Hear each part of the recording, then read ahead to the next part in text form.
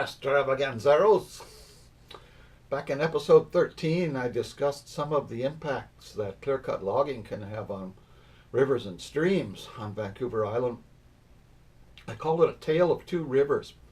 I compared fish habitat in two similar rivers that flow into two lakes, similar lakes, that I called N5 Lake and N2 Lake. N stands for nameless. The big difference is that one of the watersheds had been heavily clear-cut and the other was unlogged. As I warned you at that time, I'll be going back to this topic, and here we are again. This is Tale of Two Rivers, Part 2. I wrote the script out almost 2 years ago, and I'm just now getting around to editing it out and posting it to the interweb. So if you're looking for topwater hits from big smallmouth bass, this is not your episode. Go pop a beer and turn on Bassmasters. In part 1, I showed you how the stream flowing into N5 Lake was a river of deep pools separated by stable gravel riffles, and how this pattern was created and maintained by the roots of gigantic trees that forced the floodwaters to scour out this kind of pool riffle structure. Now let's turn our attention from the unlogged N5 Lake watershed and take a closer look at N2 Lake. During the many hours of fishing that I filmed there, you'll often hear me refer to it as fabulous N2 Lake because of the remnant steel-headed salmon runs that still return there every year. And I've included some fabulous catch and release fishing from this lake on previous episodes of the Bass Stravaganza. Both of these lakes have a similar hourglass shape, and they're similar in size, with a river entering from a mountain valley at one end and exiting out the other. We'll begin by going back in time. Here we are back in 1986, thanks to the BC government's IMAP website, which is almost as good as that Wayback Machine on the old Rocky and Bullwinkle show. Even lowly members of the public like me can use it to access historical aerial photos, areas and boundaries of clear-cut blocks, forest tenures, streams, roads, and so much more geographical data. So if we turn back the Wayback dial 3 decades, you can see that the loggers are just beginning to move into the watershed above the lake. They've clear-cut a huge swath just downstream from the lake and pushed a new road in along the right side of the lake.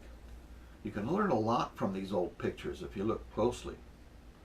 One thing I can see is that there have been glaciers pushing their weight around here. From 15 to 10,000 years ago, this valley was filled with flowing ice. You can still see this scraping and polishing along Kennedy River when you drive the Tofino Highway. These grooves were etched into solid bedrock by passing glaciers. Wherever there was a hill or a ridge, the glaciers scraped everything off the top and left smooth, polished bedrock behind. After the glaciers melted away, the convex parts of the earth were left scoured and scraped clean, and the depressions and valleys were filled with gravel and silt.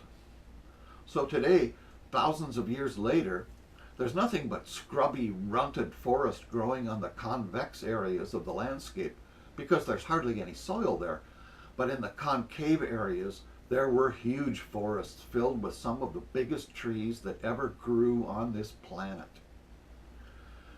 It's also clear from this blurry old photo that the entire area above the lake was covered in a forest of giant trees with huge root systems that held the soil and gravel in place around them, even when the water surged across the floodplain. Next thing I notice is that the river upstream from the lake flows as a single channel for its entire length until it reaches the alluvial floodplain above the lake, where it splits. There must be a reason for this. There's only one small area I can find that is not covered in old-growth forest. I've outlined it in purple in this image. It looks like a patch of alder that's decades old, compared to the surrounding spruce and cedar that is many centuries old. It's probably the location of a previous main channel that filled with sediment when a big drift log jammed across the river and diverted the flow into the two main channels that we see now. So in recent centuries, the river has been wandering across this area, plugging old channels, scouring new ones, and filling in the old channels with sediment and driftwood. But why is it only here that the channel splits? Here's why. The upper river is steep and narrow, and it flows at extreme high velocity during floods.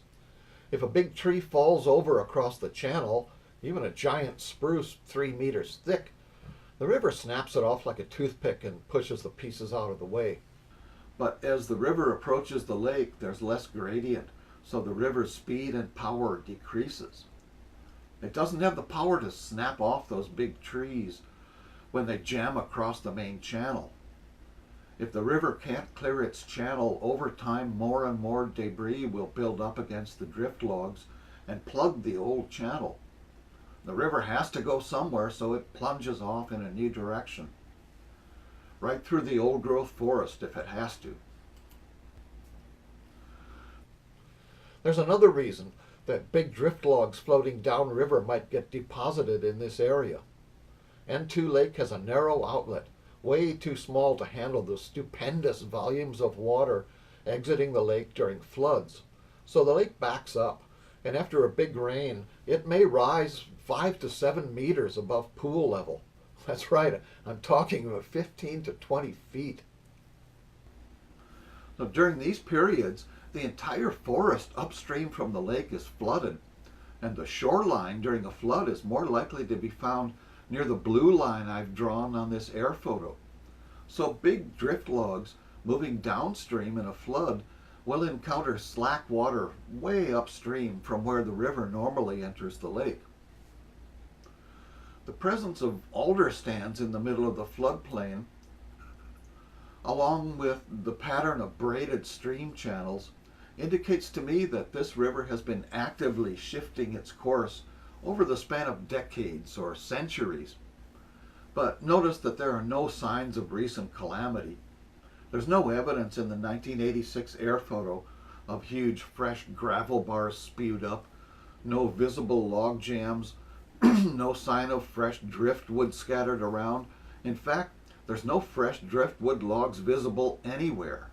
The channel may be split, but it's clearly stable over recent years and still well watered and anchored by the roots of big trees.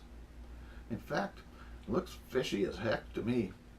An ideal place for a big salmon or steelhead to spawn successfully.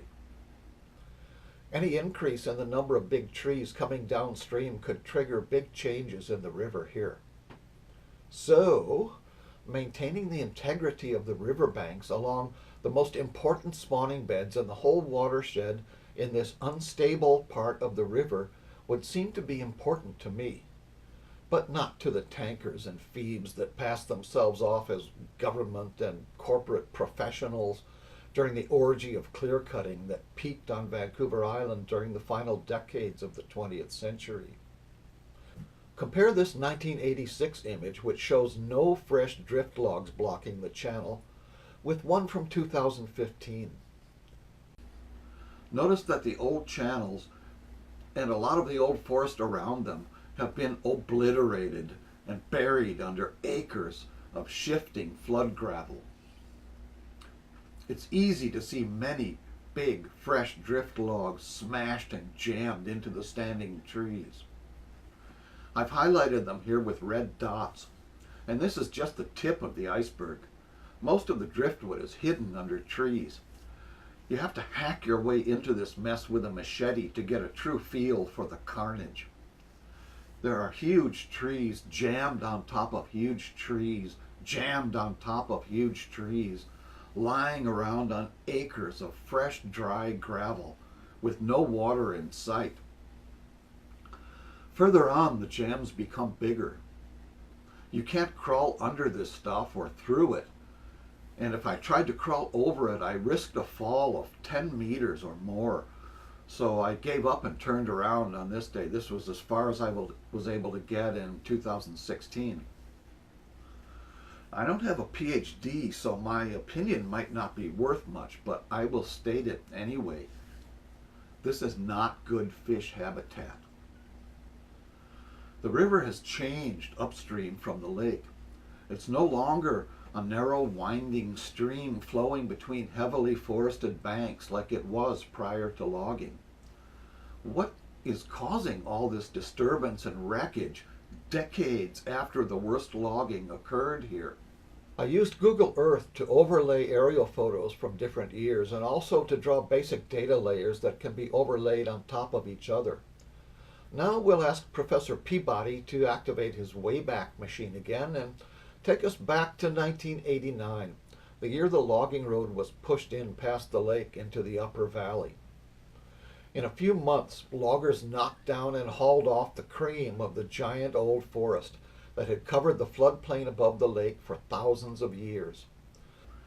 Cut block 159294 logged off 152 acres in one huge bite. Once the paperwork was signed off between the company and the government on this cut block, the salmon habitat above the lake was doomed. This clear cut, along with many others that soon followed it in the upper watershed, guaranteed that the river between here and the lake would turn into a semi-permanent environmental train wreck that continues to get worse, not better, 30 years after the loggers stripped it clean and moved on. This valley is a testament to greed, stupidity, and bad logging. Not only has the finest wild fish spawning habitat in the entire watershed been condemned to degradation or obliteration for 30 years past and possibly hundreds of years into the future, but the entire remaining unlogged forest along the top end of the lake is now at risk. Dozens of huge spruces and cedars, often 2 to 3 meters thick at the base and 500 to 1,000 years old, have already been undercut by floodwaters and smashed into log jams. Dozens or maybe hundreds more will follow if no one intervenes. This is a monumental sacrifice of big old wild fish and trees offered up to the sacred god of clear cutting. If vandals went into Stanley Park in Vancouver and trashed huge trees like this, there would be public outrage and somebody would put a stop to it. But if it occurs on some forgotten river deep within corporate timberlands, nobody even pays attention. Notice that this clear cut removed all the big old trees from the bank along 400 meters of shoreline and left only a few small islands of timber standing along the adjoining 500 meters plus. Almost a kilometer of the most fragile and important riparian habitat in the entire watershed has been chopped down in a few weeks. In the case of the pathetic leaf strips along the lower part of this cut block, almost every single tree left alive is fated to wash down the river and smash into the old-growth forest downstream. Notice the dark green bands across the dry, late summer clear cut. To me, these wetter areas are either traces of historic channels or paths of active flood channels. So they're clear cutting right through a floodplain. Within the next few years, the entire river was clear cut, almost to the bank for the next 2 kilometers upstream. Notice that they cut almost every tree along the south side of the river, as were the main tributaries. The big fresh clear cuts triggered record flood events. Huge debris torrents scoured out the logged off stumps along the river and its tribs, scoured the gravel stream banks away, and flushed a battering ram of trees, stumps, and boulders down the river. Multiple debris torrents helped erode and topple the remaining live trees along the bank, plug the existing main channel, and force the river to carve new channels through the clear cut. Decades of repeated debris torrents have turned the most productive spawning habitat in the entire watershed into a wasteland of shifting driftwood and gravel. All this carnage converged on the tract of old-growth forest that was left standing above the lake. The river no longer has a defined channel for the first few hundred meters above the lake. Instead, it thrashes and smashes through the old growth, carving out new channels with every flood event and toppling more giant old trees into oblivion. If we take a closer look at the 1989 image, we can see that the main channel of the river is getting wider and shallower in the area of the clearcut as huge loads of sediment are flushed down and the stream banks begin to erode. The old main channel has plugged with debris, and the main flow has been diverted onto the eastern secondary channel. You can see a number of flood channels crossing the clearcut, including a few that show fresh erosion, and they're bursting right out from the spot where they clear-cut the riverbank. The loggers cut down every tree right at a corner where the bank is most vulnerable to getting smashed by big logs and boulders driven by raging floodwaters. If there's a debris torrent here, similar to the ones I showed in episode 13 from Escalante River, this spot is in the crosshairs of a blitzkrieg. And those debris torrents are now guaranteed because of the maniac clear-cutting upstream. Now, Professor Peabody, please fast forward a few years to 1998. Notice that the old western channel has almost been completely plugged, and the new main channel is scoured wide and filled with huge loads of gravel flushed down from the logging slides upstream. Notice also that the new flood channels across the clearcut have gotten bigger. As the main channel gets filled with debris, more and more of the floodwaters are flowing across the clearcut. The river has to go somewhere, so the flow will want to jump out of the existing channel and race down these new channels. The giant old trees that once held the river in place are gone, and their stumps have been dead for 10 years. New flood channels are scouring around their dead roots. Another flood might rip all the big dead stumps right out of this section of riverbank and send the whole river rampaging off through the clearcut and smashing into the forest of huge ancient trees below. Now we jump forward a few years to 2006. Floods have ripped all the big dead stumps right out of this section of riverbank and sent the whole river rampaging off through the clearcut.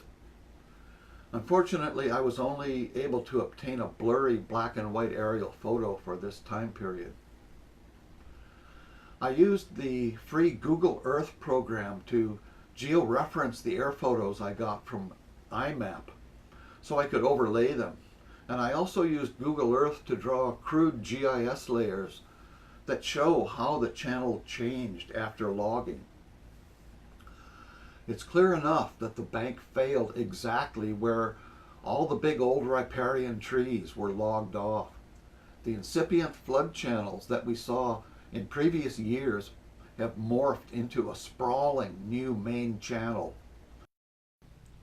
I did a rough calculation and came up with an area of around 500,000 square meters of fresh shifting gravel, where there used to be only a narrow channel.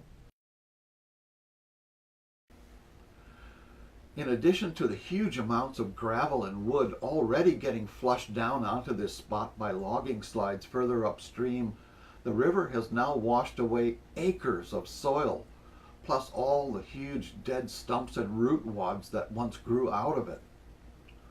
In addition to that, it has also ripped out a big patch of old growth trees, giant veterans that may have sprouted during the Dark Ages, Sitka spruce and red cedars that were 2 and 3 meters thick at the base, along with their massive root wads that once held the riverbank in place and scoured deep holes where big wild fish could find refuge.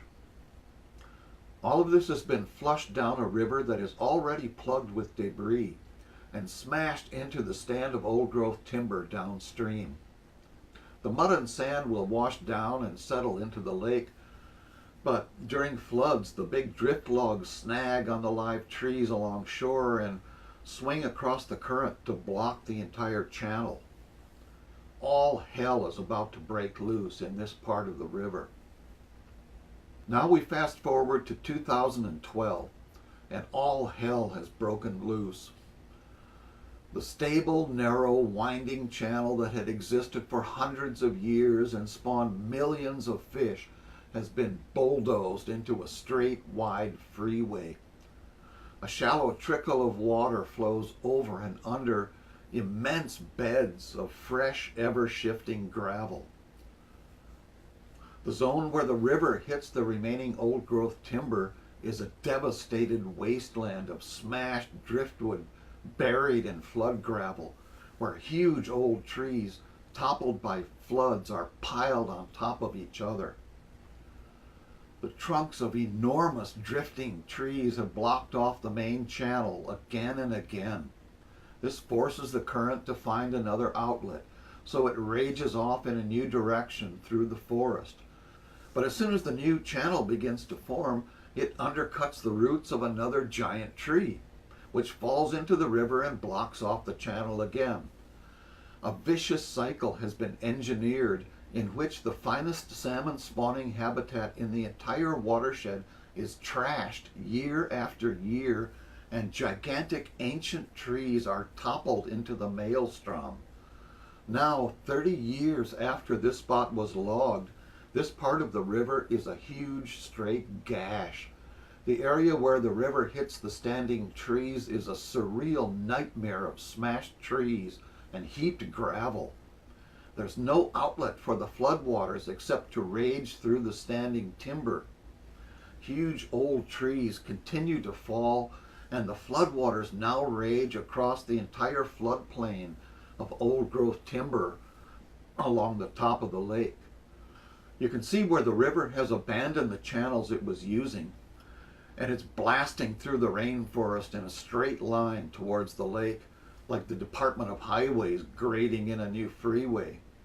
In the process, it's spewing huge loads of gravel and mud into the lake. The bigger stuff settles out to form a new gravel bar that is rapidly expanding and filling in the northeast corner of the lake. The water is probably at least 20 meters deep off the end of that bar, so you are looking at a lot of fresh gravel right there. You can't really get a feeling of scale from Google Earth, or even from a GoPro camera. You have to walk around in there to absorb the full zen of the Holocaust. Not many people do that. There are way more people that climb to the top of Mount Everest every year than ever crawl and slash their way into this mess. No one from any level of government that I'm aware of has ever seriously tried to assess the chaos, much less develop a plan to do something to limit the ongoing carnage where the finest wild fish habitat and the finest old forest are getting chewed up and spit out every year into an expanding gravel wasteland that is becoming visible from outer space. Much less to develop a plan to restore some of the wild fish habitat that's been lost. Recently, Google Earth published a new aerial photo for this area from 2017, taken after the devastating floods of November 2016. I've downloaded this image and georefed it and drawn the current channel locations to complete my analysis here. I've drawn the pre-logging channels in yellow and the current channels in blue.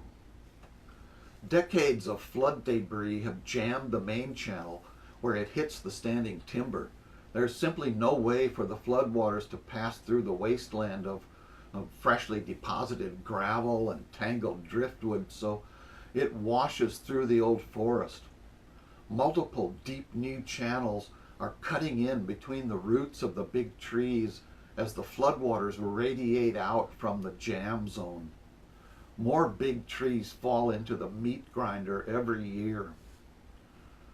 Dozens of giant trees have already been dumped into the smash zone, and if nothing is done to stop it, Every single tree within the pink circle in this picture is now at risk of getting washed out and crushed into a huge pile of rubble. The salmonid spawning and rearing habitat that existed here for thousands of years, some of the finest on Earth, is condemned to decades or maybe even centuries of ruin. The old river is plugged with logging-generated debris above the lake, so during floods it now forms channels wherever it can. Since everything is constantly shifting, the new channels soon plug, forcing the river to scour out new ones.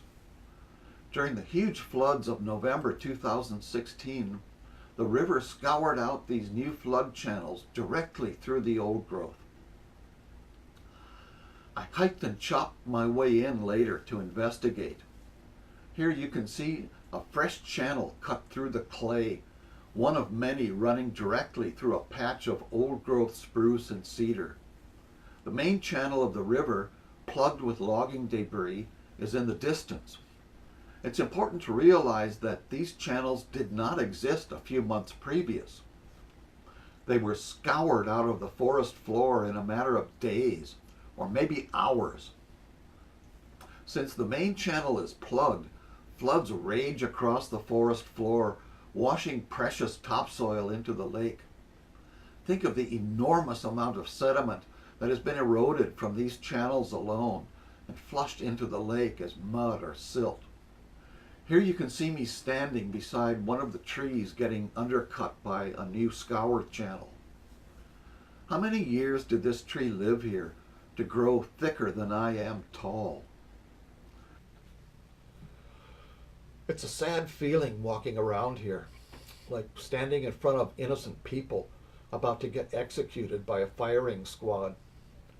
This tree might be lying with its cohorts in a huge heap of smashed wood and gravel next time I return here.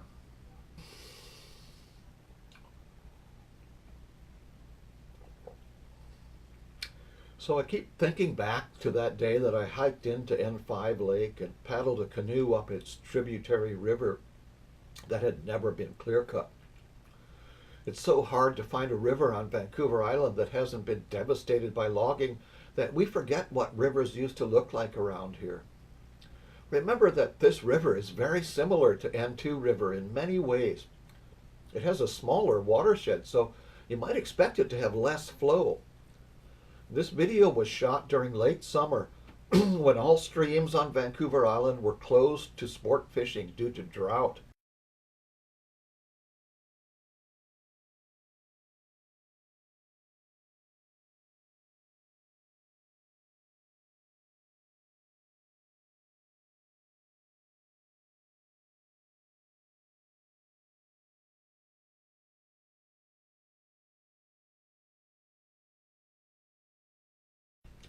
But there's still enough water in the N5 River to paddle a canoe half a kilometer upstream. And the giant old trees still tower above the deep pools that are scoured out around their roots. Now let's head up from the mouth of the N2 River. Notice that you won't be taking a canoe trip here. Which river looks better for fish?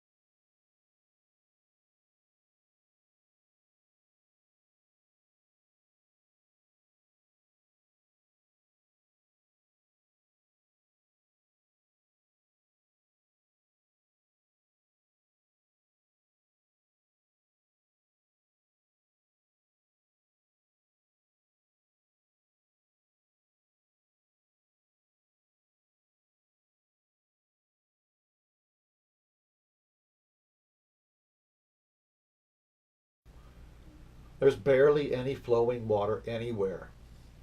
And as we get upstream from the lake, a few hundred meters, we come to the end of the river, literally.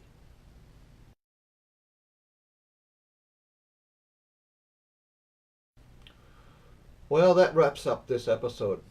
I took you into a couple places that few humans have ever seen. In the next episode, I'm going to discuss how the changes in the N2 River are impacting the wild fish that are trying to live there. And I promise in the next episode, I'm going to actually go out and try to catch one.